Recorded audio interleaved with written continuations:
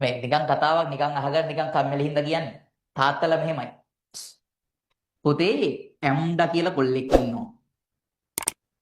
මේ ඇම්ඩන්ගේ ගෙදර මෙහෙමනම් මේ පැත්තෙන් පුතේ පහළ මේ කන්දක් උඩ වගේ තියෙන්නේ හරිද? පහලින් පුතේ ගලාගෙන යනවලු පොඩි ඇලපාරක්. මුංගේ ලැට් එක තියෙන්නේ මෙන්න මෙතනලු. hina වෙන්න එපා මම ලැට් එක කිව්ව ගමන්.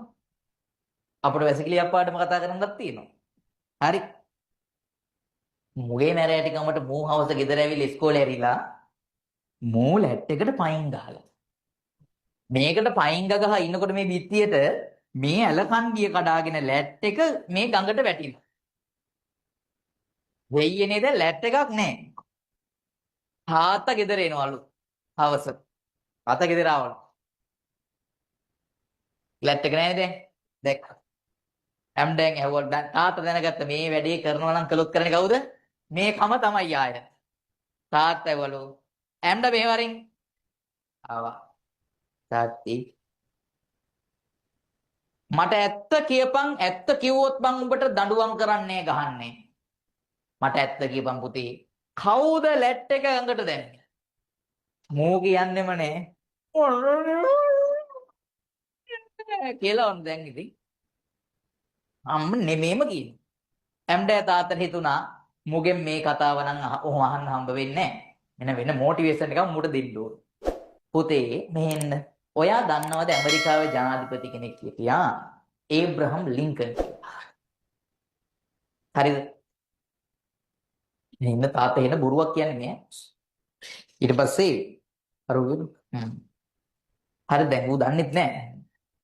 එතකොට කියනවා පුතේ එයා පොඩි කාලේ චූටි කාලේ ඒගොල්ලෝගේ ගෙදර වත්තේ තිබුණු වටිනම ඇපල් ගහ කැපුවා.